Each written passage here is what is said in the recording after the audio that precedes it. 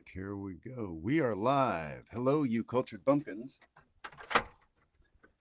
Tonight, I hope, is the last, barring some unforeseen circumstance, tonight will be the last recording session for Sense and Sensibility. So we'll go 48, 49, 50.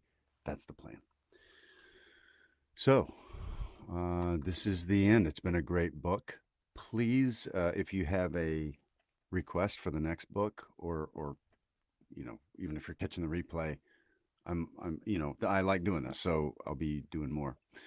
Let me know what it is.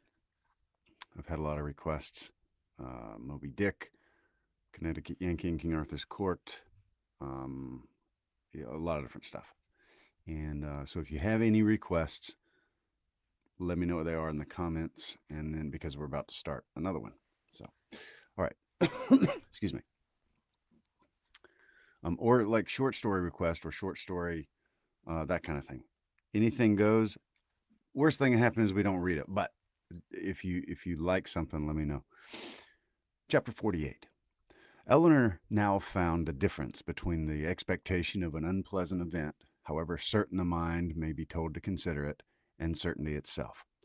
She now found that, in spite of herself, she had always admitted a hope, while Edward remained single, that something would occur to prevent his marrying Lucy, that some resolution of his own, some mediation of friends, or some more eligible opportunity of establishment for the lady would arise to assist the happiness of all.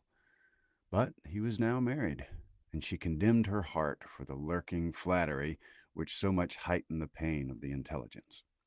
That he should be married so soon before, as she imagined, he could be in orders, and consequently before he could be in possession of the living, surprised her a little at first.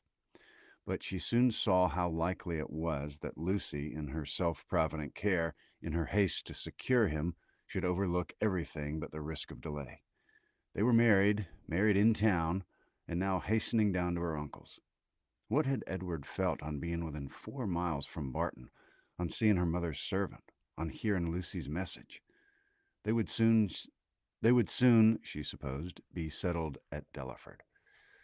Delaford, that place in which so much conspired to give her an interest, which she wished to be acquainted with and yet desired to avoid.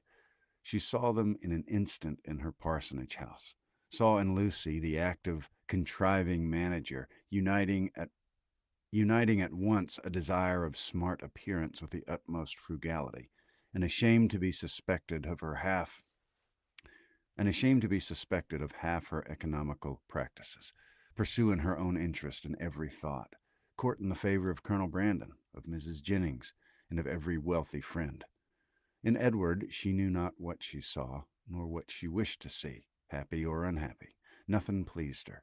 She turned away her head from every sketch of him. Eleanor flattered herself that some one of her connections in London would write to them to announce the event and give further particulars. But day after day passed off and brought no letter, no tidings. Though uncertain that any one were to blame, she found fault with every absent friend. They were all thoughtless or indolent. "When do you write to Colonel Brandon, ma'am?" was an inquiry which sprung from the impatience of her mind to have something going on. "I wrote to him, my love, last week, and rather expect to see him than to hear from him again. I earnestly pressed his coming to us, and should not be surprised to see him walk in today or tomorrow or any day." This was gaining something to look forward to. Colonel Brandon must have some information to give. Scarcely had she so determined it when the figure of a man on horseback drew her eyes to the window. He stopped at their gate. It was a gentleman. It was Colonel Brandon himself. Now she could hear no more, and she trembled in expectation of it. But it was not Colonel Brandon, neither his air nor his height. Were it possible, she must say it be Edward. Were it possible, she must say it must be Edward. She looked again. He had just dismounted. She could not be mistaken. It was Edward. She moved away and sat down. He comes from Mr. Pratt's purposely to see us. I will be calm. I will be mistress of myself." In a moment she perceived that the others were likewise aware of the mistake. She saw her mother and Marianne change color. saw them look at herself and whisper a few sentences to each other. She would have given the world to be able to speak and to make them understand that she hoped no coolness, no slight would appear in their behavior to him. But she made no utterance. But she had no utterance and was obliged to leave all to their own discretion. Not a syllable passed aloud. They all waited in silence for the appearance of their visitor. His footsteps were heard along the gravel path. In a moment he was in the passage, and in another he was before them. His countenance, as he entered the room, was not too happy even for Eleanor. His complexion was white with agitation, and he looked as if fearful of his reception and conscious that he merited no kind one. Mrs. Dashwood, however, conforming, as she trusted, to the wishes of that daughter, by whom she then meant in the warmth of her heart to be guided in everything, met with a look of forced complacency, gave him her hand, and wished him joy. He colored and stammered out an unintelligible reply. Eleanor's lips had moved with her mother's, and when the moment of action was over, she wished that she had shaken hands with him too, but it was then too late, and with a countenance meaning to be open, she sat down again and talked of the weather. Marianne had retreated as much as possible out of sight to conceal her distress, and Margaret, understanding some part but not the whole of the case, thought it incumbent on her to be dignified, and therefore took a seat as far from him as she could and maintained a strict silence. When Eleanor had ceased to rejoice in the dryness of the season, an awful pause took place. It was put to an end by Mrs. Dashwood, who felt obliged to hope that he had left Mrs. Ferrars very well. In a hurried manner he replied in the affirmative. Another pause. Eleanor, resolving to exert herself, though fearing the sound of her own voice, now said, "Is Mrs. Ferrars at Longstaple?" "At Longstaple?" he replied with an air of surprise. No, my mother's in town." "I meant," said Eleanor, taking up some work from the table, "to inquire for Mrs. Edward Ferrars." She dared not look up, but her mother and Marianne both turned their eyes on him. He colored, seemed perplexed, looked doubtingly, and after some hesitation said, "Perhaps you mean my brother. You mean Mrs. Robert Ferrars." "Mrs. Robert Ferrars," was repeated by Marianne and her mother in an accent of the utmost amazement, and though Eleanor could not speak, even her eyes were fixed on him with the same impatient wonder. He rose from his seat and walked to the window, apparently from not knowing what to do. He took up a pair of scissors that lay there, and while spoiling them both in their sheath by cutting the latter to pieces as he spoke, said in a hurried voice, "Perhaps you don't know, you may not have heard that my brother is lately married to the youngest, to Miss Lucy Steele."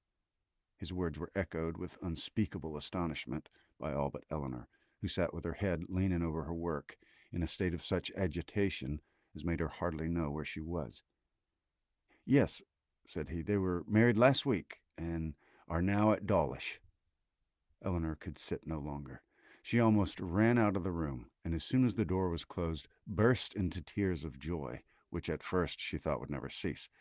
Edward, who had till then looked anywhere rather than at her, saw her hurry away and perhaps saw or even heard her emotion, for immediately afterward he fell into a reverie which no remarks, no inquiries, no affectionate address of Mrs. Dashwood could penetrate, and at last, without saying a word, quitted the room and walked out towards the village, leaving the others in the greatest astonishment and perplexity on a change in his situation, so wonderful and so sudden, a perplexity which they had no means of lessening but by their own conjectures. That was chapter 48. Jay, happy to have you. Thanks for dropping in. This is, we just finished chapter 48, so we'll be starting chapter 49. Excuse me.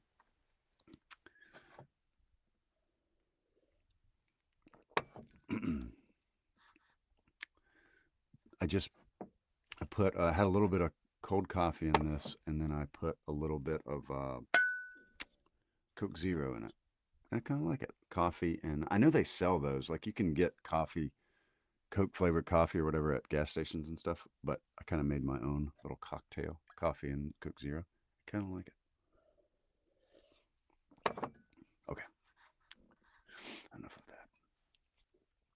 Chapter 49.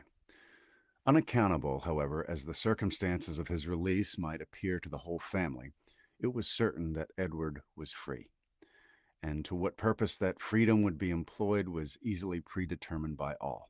For after experiencing the blessings of one imprudent engagement contracted without his mother's consent, as he had already done for more than 4 years, nothing less could be expected of him in the failure of that than the immediate contraction of another. His errand at Barton, in fact, was a simple one. It was only to ask Eleanor to marry him.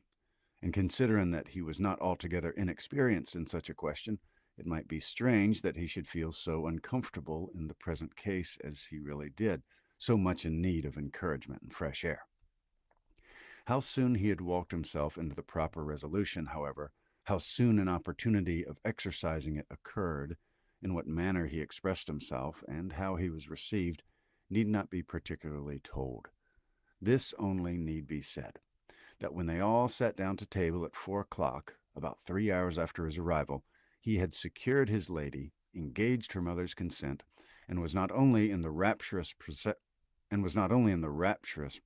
of the lover, but in the reality of reason and truth, one of the happiest of men. His situation indeed was more than commonly joyful. He had more than the ordinary triumph of accepted love to swell his heart and raise his spirits. He was released without any reproach to himself from an entanglement which had long formed his misery from a woman whom he had long ceased to love, and elevated at once to that security with another, which he must have thought of almost with despair as soon as he had learnt to consider it with desire. He was brought not from doubt or suspense, but from misery to happiness, and the change was openly spoken in such a genuine, flowing, grateful cheerfulness as his friends had never witnessed in him before. His heart was now open to Eleanor, all its weaknesses, all its errors confessed, and his first boyish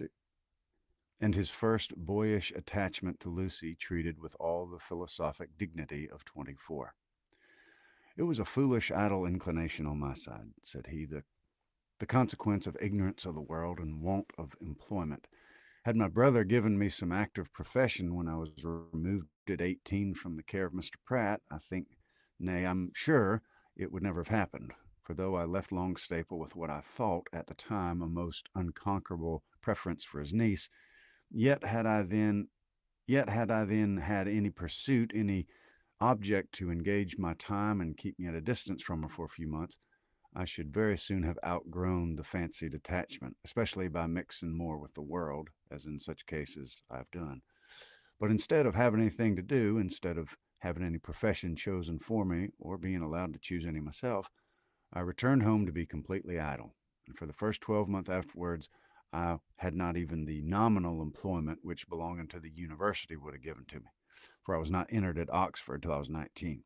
I had therefore nothing in the world to do but to fancy myself in love.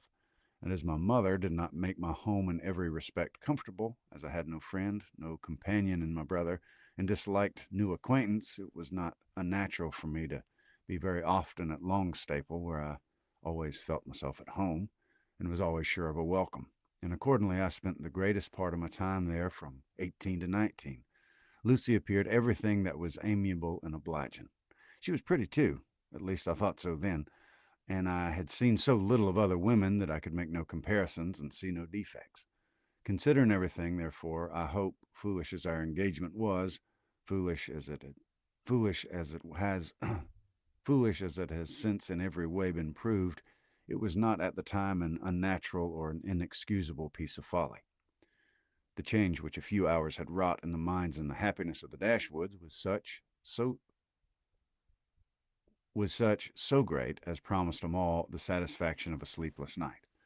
Mrs. Dashwood, too happy to be comfortable, knew not how to love Edward nor praise Eleanor enough, how to be enough thankful for his release without wounding his delicacy, nor how at once to give him leisure for unrestrained conversation together, and yet enjoy, as she wished, the sight and society of both.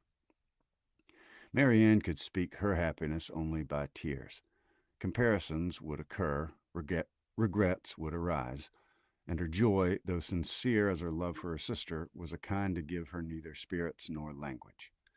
But Eleanor, how are her feelings to be described?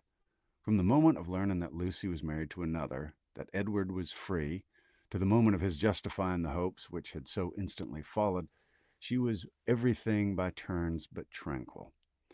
But when the second moment had passed, when she found every doubt, every solicitude removed, compared her situation with what so lately it had been, saw him honorably released from his former engagement, saw him instantly profiting by the release to address herself and declare an affection as tender, as constant as she had ever supposed it to be. She was oppressed, she was overcome by her own felicity, and happily disposed as is the human mind to be easily familiarized with any change for the better. It required several hours to give sedateness to her spirits or any degree of tranquillity to her heart. Edward was now fixed at the cottage at least for a week. For whatever other claims might be made on him, it was impossible that less than a week should be given up to the employment of Eleanor's company, or suffice to say half that was to be said of the past, the present, and the future. For though a very few hours spent in the hard labor of incessant talking will dispatch more subjects than can really be in common between any two rational creatures, yet with lovers it's different. Between them, no subject is finished, no communication is even made till it has been made at least 20 times over. Lucy's marriage, the unceasing and reasonable wonder among them all, formed, of course, one of the earliest discussions of the lovers, and Eleanor's particular knowledge of each party made it appear to her in every view as one of the most extraordinary and unaccountable circumstances she'd ever heard. How they could be thrown together, and by what attraction Robert could be drawn on to marry a girl of whose beauty she had herself heard him speak of without any admiration, a girl too already engaged to his brother, and on whose account that brother had been thrown off by his family, it was beyond her comprehension to make out. It was her own heart. To her own heart, it was a delightful affair. To her imagination, it was even a ridiculous one. But to her reason, her judgment, it was completely a puzzle. Edward could not only attempt an explanation by supposing that perhaps at first accidentally meeting the vanity of one had been so worked on by the flattery of the other as to lead by degrees to all the rest. Eleanor remembered what Robert had told her in Harley Street of his opinion of what his own mediation in his brother's affairs might have done if applied in time. She repeated it to Edward. That was exactly like Robert, was his immediate observation, and that, he presently added, might perhaps be in his head when the acquaintance between them first began, and Lucy perhaps at first might think only of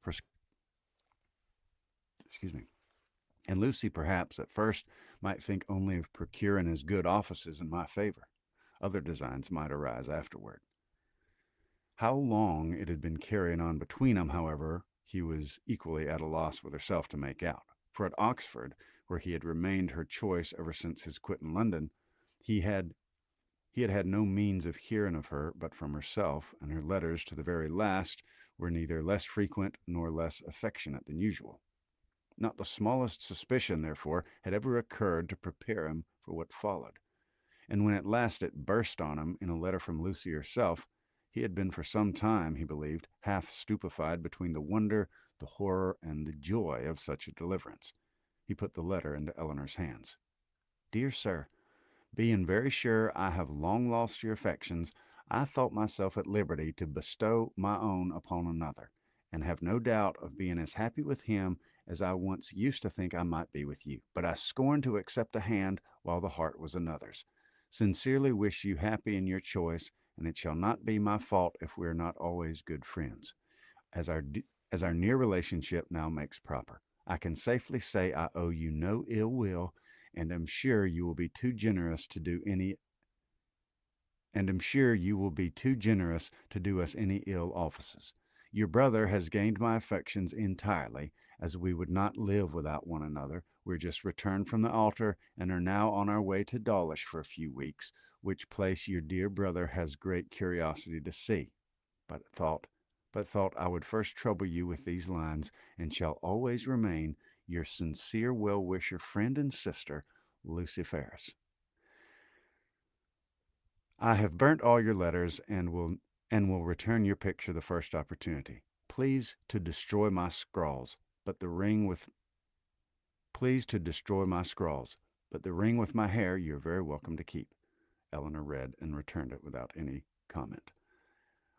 I will not ask your opinion of it as a composition, said Edward. For worlds would I not have had a for worlds would not I have For worlds would not I have had a letter of hers seen by you in former days. In a sister it's bad enough, but in a wife, how I have blushed over the pages of her writing. And I believe I may say that since the first half of the year of our foolish business, this is the only letter I ever received from her of which the substance made me any amends for the defect of the style. However it may have come about, said Eleanor after a pause, they are certainly married, and your mother has brought on herself a most appropriate punishment. The independence she settled on Robert, through resentment against you, has put it in his power to make his own choice, and she has actually been bribing one son with 1,000 a year to do the very deed which she disinherited the other for intending to do. She will hardly be less hurt, I suppose, by Robert's marrying Lucy than she would have been by your marrying her. She'll be more hurt by it, for Robert was always her favorite. She'll be more hurt by it, and on the same principle will forgive him much sooner. In what state the affair stood at present between them, Edward knew not, for no communication with any of his family had yet been attempted by him. He had quitted Oxford within 24 hours after Lucy's letter arrived, and with only one object before him, the nearest road to Barton, had no leisure to form any scheme of conduct with which that road did not hold the most intimate connection. He could do nothing till he were assured of his fate with Miss Dashwood, and by his rapidity in seeking that fate, it is to be supposed, in spite of the jealousy with which he had once thought of Colonel Brandon, in spite of the modesty with which he rated his own deserts, and the politeness with which he talked of his doubts, he did not, upon the whole, expect a very cruel reception. It was his business, however, to say that he did, and he said it very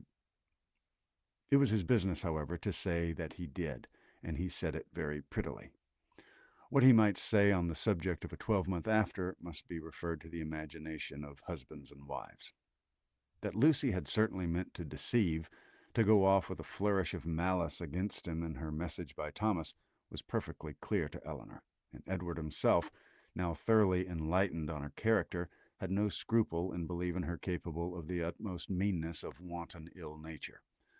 Though his eyes had been long opened, even before his acquaintance with Eleanor began, to her ignorance and a want of liberality in some of her opinions, they had been equally imputed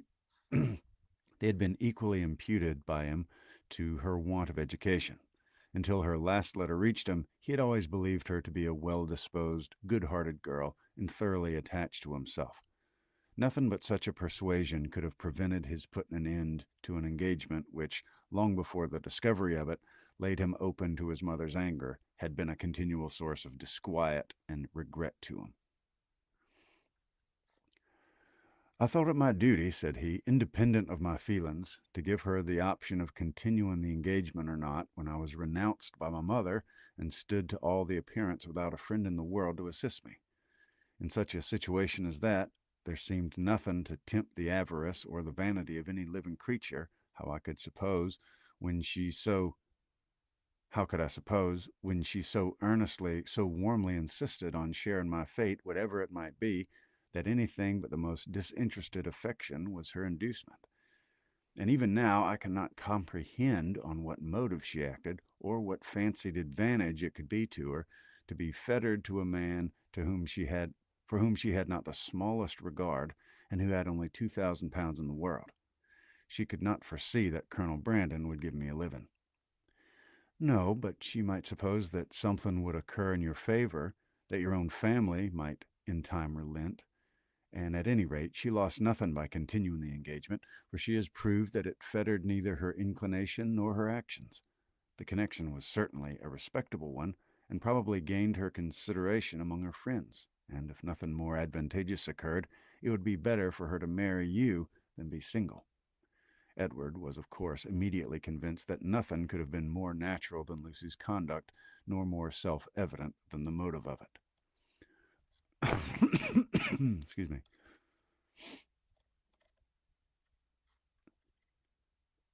Quick little coffee break. Excuse me. Sorry about that. All right. Hope you're having a good evening, whether you're just dropping in or whether you've been around or whether you're new. Welcome. Sense and Sensibility, about halfway through chapter 49. All right. Eleanor scolded him, harshly as ladies always scold the imprudence which compliments themselves, for having spent so much time with him at Norland when he must have felt his own inconstancy. Your behavior was certainly very wrong, said she, because, to say nothing of my own conviction, our relations were all led away by it to fancy and expect what, as you were then situated, could never be. He could only plead an ignorance of his own heart and a mistaken confidence in the force of his engagement. I was simple enough to think that because my faith was plighted to another, there could be no danger in my being with you, and that the consciousness of my engagement was to keep my heart as safe and sacred as my honor. I felt that I admired you, but I told myself it was only friendship. Until I began to make comparisons between yourself and Lucy, I didn't know how far I was got. After that, I suppose I was wrong in remaining so much in Sussex, and the arguments with which I reconciled myself to the expedience of it were no better than these. The danger is my own. I am doing no injury to anybody but myself. Eleanor smiled and shook her head. Edward heard with pleasure of Colonel Brandon's being expected at the cottage, as he really wished not only to be better acquainted with him, but to have an opportunity of convicting him that he no longer resented his giving him the living of Delaford, which, at present, said he, after thanks so ungraciously delivered as mine were on the occasion, he must think I have never forgiven him for offering. Now he felt astonished himself that he had never yet been to the place, but so little interest had been taken in the matter that he owed all his knowledge of the house, garden, and glebe, extent of the parish, condition of the land, and rate of the tithes to Eleanor herself, who had heard so much of it from Colonel Brandon, and heard it with so much attention as to be entirely mistress of the subject. One question after this only remained undecided between them. One difficulty only was to be overcome. They were brought together by mutual affection, with the warmest approbation of their real friends. Their intimate knowledge of each other seemed to make their happiness certain, and they only wanted something to live upon. Edward had £2,000, and Eleanor one, which, with Delaford living, was all that they could call their own. For it was impossible that Mrs. Dashwood should advance anything, and they were neither of them quite enough in love to think that £350 a year would supply them with the comforts of life. Edward was not entirely without hopes of some favorable change in his mother towards him, and on that he rested for the residue of their income. But Eleanor had no such dependence, for since Edward would still be unable to marry Miss Morton, and his choosener had been spoken of in Mrs. Ferris's flattering language as only a lesser evil than his choosing Lucy Steele, she feared that Robert's offense would serve no other purpose than to enrich Fanny. About 4 days after Edward's arrival, Colonel Brandon appeared, to complete Mrs. Dashwood's satisfaction, and to give her the dignity of having, for the first time since her living at Barton, more company with her than her house would hold. Edward was allowed to retain the privilege of first comer, and Colonel Brandon therefore walked every night to his old quarters at the park, from whence he usually returned in the morning, early enough to interrupt the lovers' first tete-a-tete before breakfast. A 3 weeks' residence at Delaford, where, in his evening hours at least, he had little to do but to calculate the disproportion between 36 and 17, brought him to Barton, temper of mind which needed all the improvement in Marianne's looks, all the kindness of her welcome, and all the encouragement of her mother's language to make it cheerful. Among such friends, however, and such flattery, he did revive. No rumor of Lucy's marriage had yet reached him. He knew nothing of what had passed, and the first hours of his visit were consequently spent in hearing and in wondering. Everything was explained to him by Mrs. Dashwood, and he found fresh reason to rejoice in what he had done for Mr. Ferris, since eventually it promoted the interest of Eleanor. It would be needless to say that the gentlemen advanced in the good opinion of each It would be needless to say that the gentlemen advanced in the good opinion of each other as they advanced in each other's acquaintance, for it could not be otherwise. Their resemblance in good principles and good sense, in disposition and manner of thinking, would probably have been sufficient to unite them in friendship without any other attraction. But their being in love with two sisters, and two sisters fond of each other, made that mutual regard inevitable and immediate, which might otherwise have waited the effect of time and judgment. The letters from town, which a few days before would have made every nerve in Eleanor's body thrill with transport, now arrived to be read with less emotion than mirth. Mrs. Jennings wrote to tell the wonderful tale, to vent her honest indignation against the Jilton girl, and pour forth her compassion towards poor Mr. Edward, who she was sure had quite doted upon the worthless hussy, and was now by all accounts almost broken-hearted at Oxford. I do think, she continued, nothing was ever carried on so sly, for it was but 2 days before Lucy called and sat a couple hours with me. Not a soul suspected anything of the matter, not even Nancy, who, poor soul, came crying to me the day after in a great fright for fear of Mrs. Ferris, as well as not knowing how to get to Plymouth. For Lucy, it seemed, borrowed all her money before she went off to be married, on purpose, we suppose, to make a show with, and poor Nancy had not even 7 shillings in the world. So I was glad to give her 5 guineas to take her down to Exeter, where she thinks of staying 3 or 4 weeks with Mrs. Burgess, and hopes, as I tell her, to fall in with the doctor again. And I must say that Lucy's crossness not to take him along with him in the chase is worse than all. Poor Mr. Edward, I cannot get him out of my head. But you must send for him to Barton, and Miss Mary Ann must try to comfort him. Mr. Dashwood's strains were more solemn. Mrs. Ferris was the most unfortunate of women. Poor Fanny had suffered agonies of sensibility, and he considered the existence of each under such a blow with grateful wonder. Robert's offense was unpardonable, but Lucy's was infinitely worse. Neither of them were ever again to be mentioned to Mrs. Ferris, and even if she might hereafter be induced to forgive her son, his wife should never be acknowledged as her daughter, nor permitted to appear in her presence. The secrecy with which everything had been carried on between them was rationally treated as enormously heightening the crime, because had any suspicion of it occurred to the others, proper measures would have been taken to prevent the marriage. And he called on Eleanor to join with them in regretting that Lucy's engagement with Edward had not been rather fulfilled, than that she should thus be the means of spreading misery farther in the family.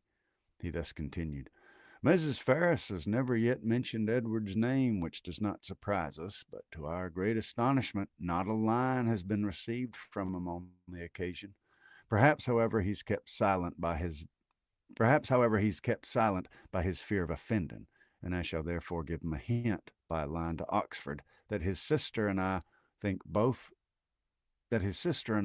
think a letter of proper submission from him, addressed perhaps to Fanny, and by her shown to her mother, might not be taken amiss. For we all know the tenderness of Mrs. Ferris's heart, and that she wishes for nothing so much as to be on good terms with her children. This paragraph was of some importance to the prospects and conduct of Edward. It determined him to attempt a reconciliation, though not exactly in the manner pointed out by their brother and sister. A letter of proper submission, repeated he. Would they have me beg my mother's pardon for Robert's ingratitude to her and breach of honor to me? I can make no submission. I'm grown either humble I'm grown neither humble nor penitent by what is past. I'm grown very happy, but that would not interest. I know of no submission that is proper for me to make. You may certainly ask to be forgiven, said Eleanor, because you have offended, and I think you might now venture so far as to profess some concern for ever having formed the engagement which drew on your mother's anger. He agreed that he might.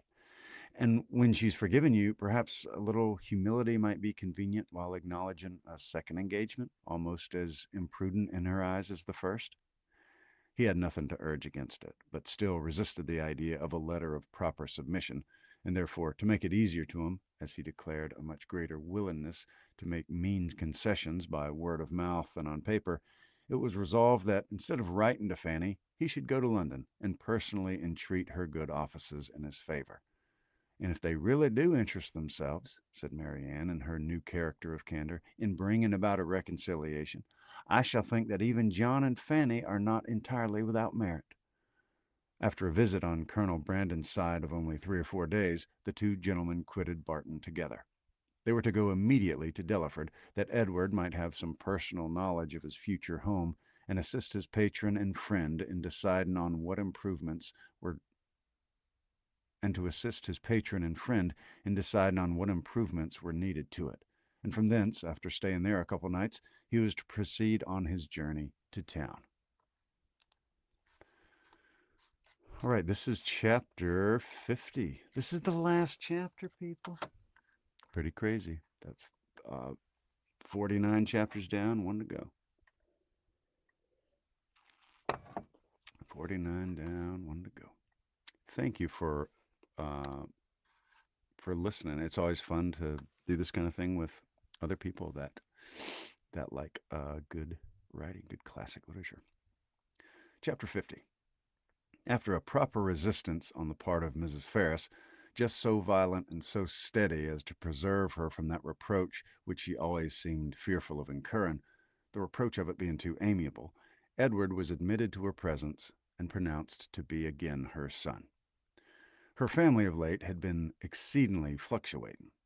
For many years of her life she had had 2 sons, but the crime and annihilation of Edward a few weeks ago had robbed her of 1. The similar annihilation of Robert had left her for a fortnight without any, and now, by the resuscitation of Edward, she had 1 again. In spite of his being allowed once more to live, however, he did not feel the continuance of his existence secure till he had revealed his present engagement, for the publication of that circumstance, he feared, might give a sudden turn to his constitution and carry him off as rapidly as before. With apprehensive caution, therefore, it was revealed, and he was listened to with unexpected calmness. Mrs. Ferris at first reasonably endeavored to dissuade him from marrying Miss Dashwood by every argument in her power, told him that in Miss Morton he would have a woman of higher rank and larger fortune, and enforced the assertion by observing that Miss Morton was the daughter of a nobleman with 30,000 pounds, while Miss Dashwood was only the daughter of a private gentleman with no more than 3. But when she found that, though perfectly admitting the truth of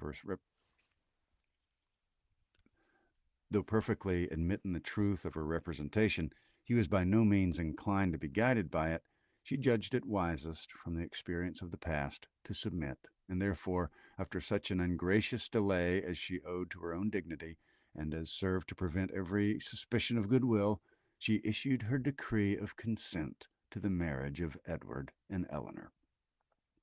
What she would engage to do towards augmenting their income was next to be considered, and here it plainly appeared that though Edward was now her only son, he was by no means her eldest, for while Robert was inevitably endowed with £1,000 a year, not the smallest objection was made against Edward's taking orders for the sake of 250 at the utmost, nor was anything promised either for the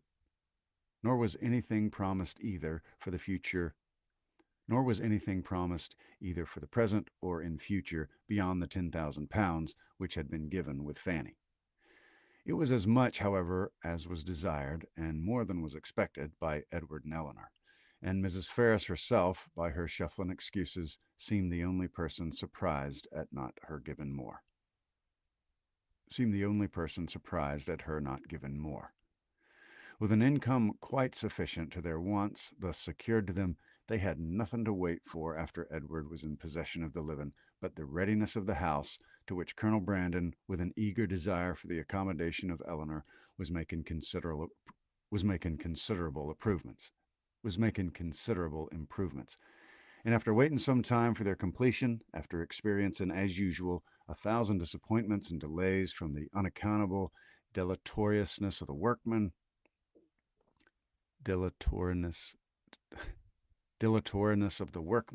Eleanor, as usual, broke through the first positive resolution of not marrying till everything was ready, and the ceremony took place in Barton Church early in the autumn. The first month after their marriage was spent with their friend at the mansion house, from whence they could superintend the progress of the parsonage and direct everything as they liked on the spot, could choose papers, project shrubberies, and invent a sweep. Mrs. Jennings' prophecies, though rather jumbled together, were chiefly fulfilled, for she was able to visit Edward and his wife in their parsonage by Michaelmas, and she found in Eleanor and her husband, as she really believed, one of the happiest couples in the world. They had, in fact, nothing to wish for but the marriage of Colonel Brandon and Mary Ann, and rather better pasturage for their cows. They were visited on their first settling by almost all their relations and friends. Mrs. Ferris came to inspect the happiness which she was almost ashamed of having authorized, and even the Dashwoods were at the expense of a journey from Sussex to do them honor. "I will not say that I'm disappointed, my dear sister," said John, as they were walking together one morning before the gates of Delaford House. "That would be saying too much, for certainly you have been one of the most fortunate young women in the world, as it is. But I confess it would give me great pleasure to call Colonel Brandon brother. His property here, his place, his house, everything is in such respectable and excellent conditions. And his woods! I have not seen such timber anywhere in Dorsetshire as there's now standing in Delaford Hanger. And though perhaps Mary Ann might not seem exactly the person to attract him, yet I think it would altogether be advisable for you to have him now frequently staying with you, for as Colonel Brandon seems a good deal at home, nobody can tell what may happen. For when people are much thrown together and see little of anybody else, it'll always be in your power to set her off to advantage, and so forth. In short, you may as well give her a chance. You understand me."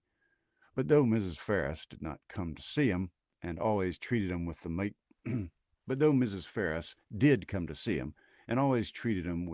believe of decent affection, they were never insulted by her real favor and preference.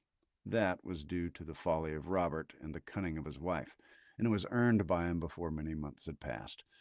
The selfish sagacity of the latter, which had first drawn Robert into the scrape, was the principal instrument of his deliverance from it, for her respectful humility, assiduous attentions, and endless flatteries, as soon as the smallest opening was given for their exercise, reconciled Mrs. Ferris to his choice and re-established him completely in her favor.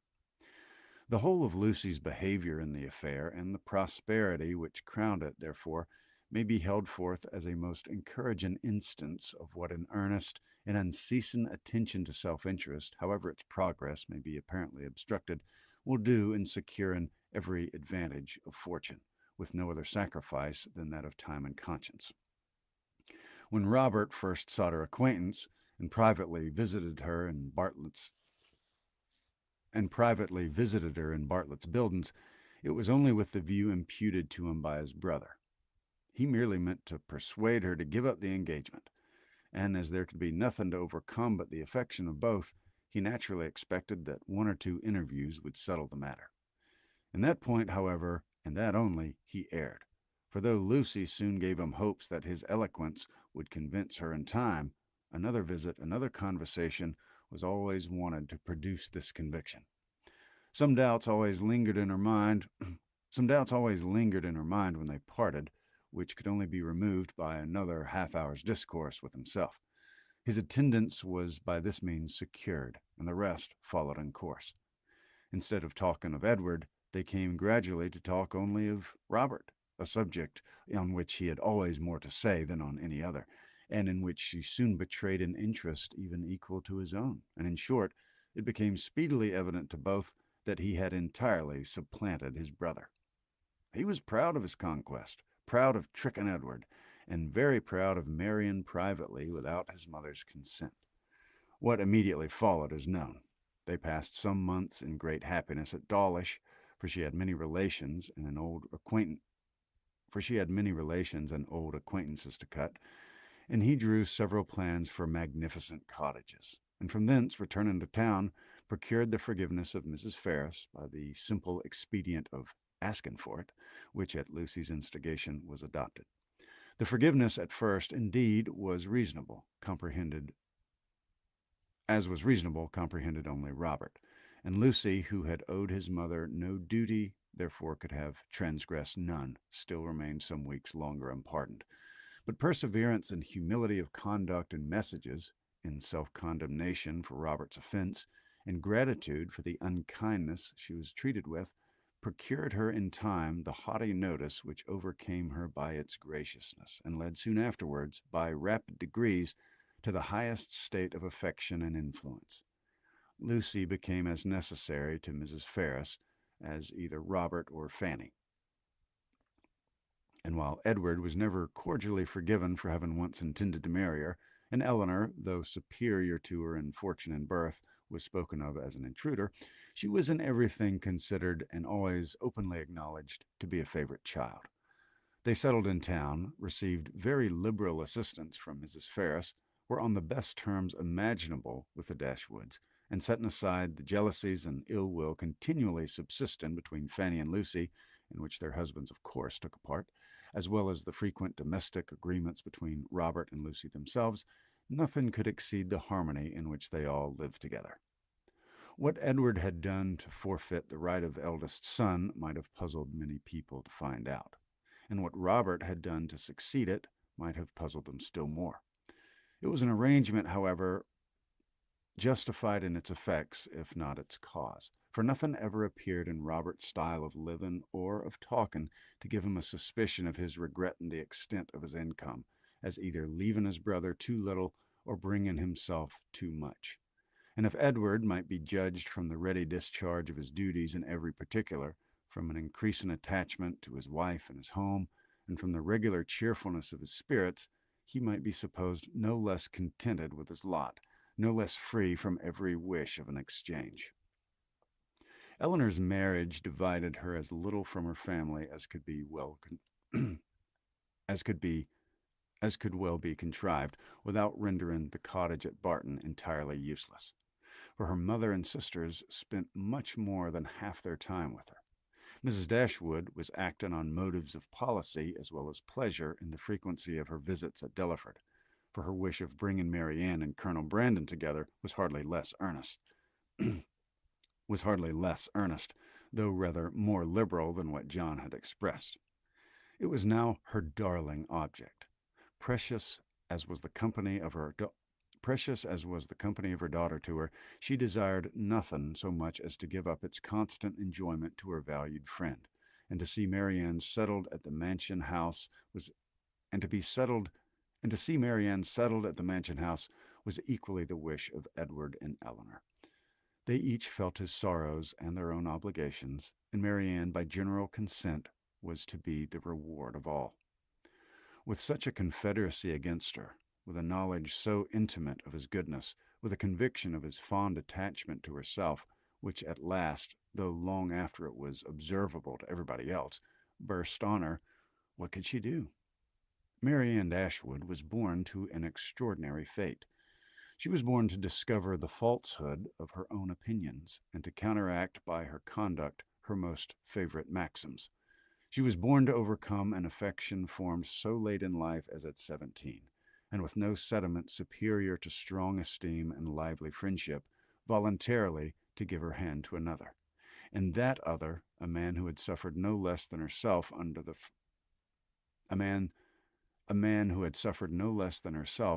event of a former attachment, whom 2 years before she had considered too old to be married, and who still thought the constitutional safeguard of a flannel waistcoat. But so it was. Instead of falling a sacrifice to an irresistible passion, as once she had fondly flattered herself with expecting, instead of remaining even forever with her mother and finding her only pleasure in retirement and study, as afterwards, in her more calm and sober judgment, she had determined on, she found herself at 19 submitting to new attachments, entering on new duties, placed in a new home, a wife, the mistress of a family, and the patroness of a village. Colonel Brandon was now as happy as all those who best loved him believed he deserved to be. In Marianne he was consoled for every past affliction. Her regard and her society restored his mind to animation and his spirits to cheerfulness, and that Marianne found her own happiness in form, and his was equally the persuasion and delight of each observant friend. Marianne could never love by halves, and her whole heart became in time as much devoted to her husband as it had once been to Willoughby. Willoughby could not hear of her marriage without a pang, and his punishment was soon afterwards complete in the voluntary forgiveness of Mrs. Smith, who, by stating his marriage with a woman of character as the source of her clemency, gave him reason for believing that she had behaved with honor towards Marianne. Gave him reason for believing that had he behaved with honor towards Marianne, he might at once have been happy and rich. That his repentance of misconduct, which thus brought its own punishment, was sincere, need not be doubted, nor that he long thought of Colonel Brandon with envy and Marianne with regret. But that but that he was forever inconsolable, that he fled from society, or contracted a habitual gloom of temper, or died of a broken heart, must not be depended on, for he did neither. He lived to exert and frequently to enjoy himself. His wife was not always out of humor, nor his home always uncomfortable, and in his breed of horses and dogs, and in sport of every kind, he found no inconsiderable degree of domestic felicity. For Marianne, however, in spite of his uncivility in surviving her loss, he always retained the decided regard which interested him in everything that befell her, and made her his secret standard of perfection in woman. And many a rise in beauty would be slighted by him in after days as bearing no comparison with Mrs. Brandon.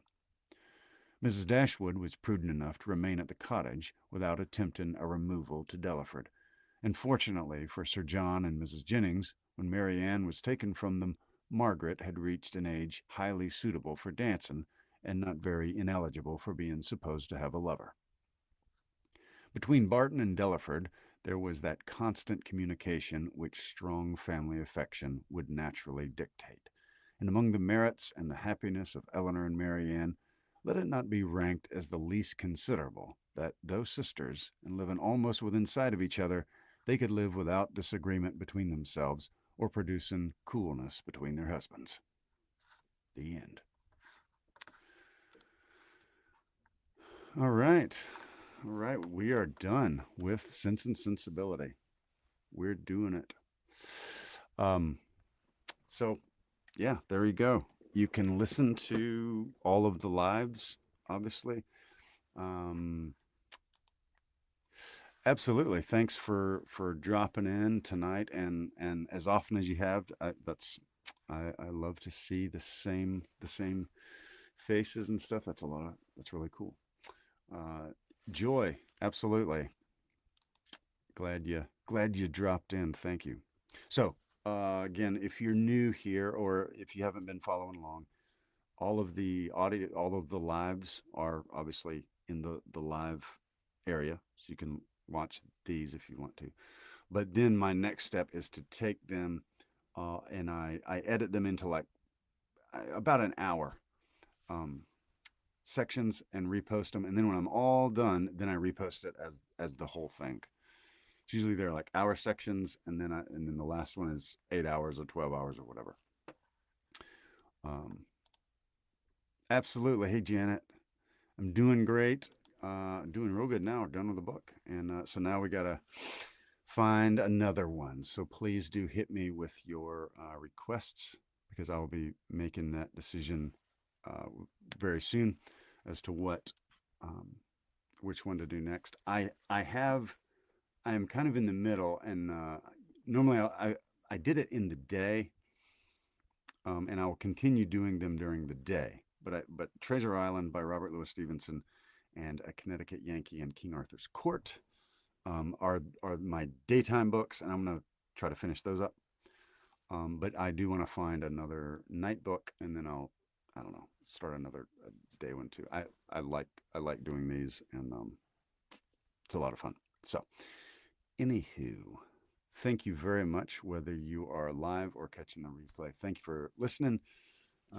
Please subscribe if you haven't, and if you have, thank you very much. It's good to see you, and I will see you very soon on another live. Have a good one.